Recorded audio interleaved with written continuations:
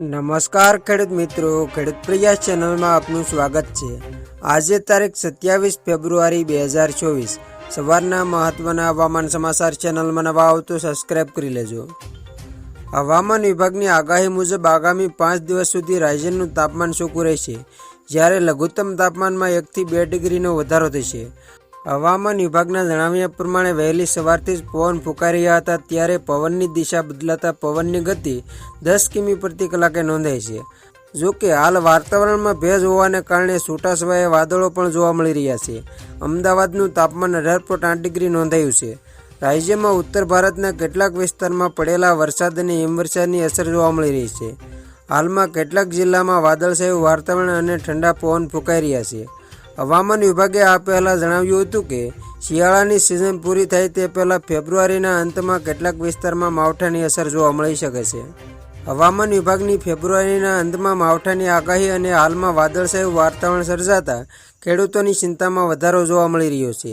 રાજ્યમાં ઘઉં, બટાકા, વરિયાળી જેવા પાકને માવઠાની અસરથી નુકસાન થવાની ભીતિ ખેડૂતો વ્યક્ત કરી રહ્યા છે। આ પહેલાં હવામાન નિષ્ણાત તરીકે જાણીતા અંબાલાલ પટેલે પણ ફેબ્રુઆરીના અંતમાં અને માર્ચની શરૂઆતમાં પૂર્વ ગુજરાત અને ઉત્તર ગુજરાતમાં હવામાનમાં પલટો જોવા મળવાની આગાહી કરી હતી। આ સાથે કચ્છ તથા રાજસ્થાનના કેટલાક સરહદી વિસ્તારમાં માવઠાના છાંટા પડવાની પણ સંભાવના વ્યક્ત કરી છે। હવામાન વિભાગ દ્વારા મધ્ય ભારતના રાજ્યોમાં 27 અને 28 ફેબ્રુઆરીએ વરસાદ, તોફાન અને કરા પડવાની ચેતવણી જારી કરવામાં આવી છે।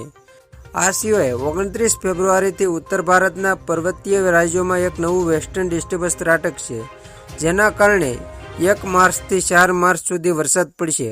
અરુણાચલ પ્રદેશ, જમ્મુ કાશ્મીર, લદ્દાખ, હિમાચલ પ્રદેશ, ઉત્તરાખંડમાં હળવાથી મધ્યમ વરસાદ નોંધાયો છે। આ સિવાય ઓડિશામાં પણ ભારે વરસાદ થયો છે, જેના કારણે વાતાવરણમાં હળવી ઠંડી વધી છે।